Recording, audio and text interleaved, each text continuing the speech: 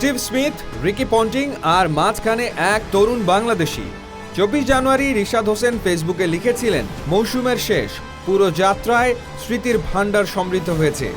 অস্ট্রেলিয়ার Big Bash, বিশ্ব ক্রিকেটের সবচেয়ে প্রতিযোগিতামূলক মঞ্চগুলোর একটায় একজন বাংলাদেশি লেগ স্পিনার নির্ভয়ে দাঁড়িয়েছিলেন কিংবদন্তিদের পাশে। সাকিব আল হাসানের পর 10 বছরে দ্বিতীয় বাংলাদেশি হিসেবে বিগ ব্যাশে খেলতে গেলেন রিশাদ হোসেন। দল হোবার্ট হারিকেনস, ম্যাচ 12টা, উইকেট 15টা, ইকোনমি 7.82। 23 বছর বয়সী এক লেগ স্পিনার যে কিনা অস্ট্রেলিয়ার ব্যাটারদের সামনে নিজেকে প্রমাণ করে দিল। এটা শুধু ভালো পারফরমেন্স না, এটা ছিল একটা স্টেটমেন্ট। বাংলাদেশ থেকেও বিশ্বমানের স্পিনার আসে। রিশাদ নিজেই বলেছেন, ছবিটা তুলতে চাননি তিনি, বোলিং করছিলেন, হঠাৎ পন্টিং আর স্মিথ ডাকলেন, এইদিকে এসো।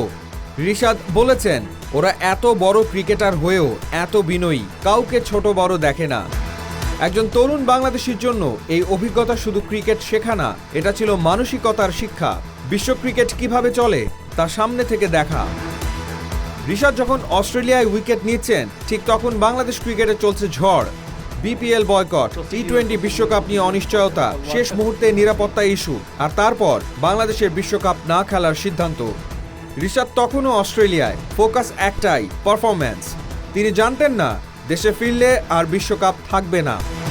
যে রিশাদের আজ থাকার কথা ছিল ইডেন গার্ডেন্সে বিশ্বসেরাদের বিপক্ষে, সেই রিশাদ খেলছেন এখন মিরপুরে ঘরোয়া টুর্নামেন্টে।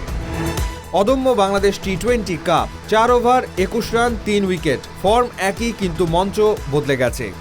বিশ্বমঞ্চ থেকে ঘরের মাঠে সাংবাদিক প্রশ্ন করলেন, বিশ্বকাপ না খেলতে পেরে খারাপ লাগছে?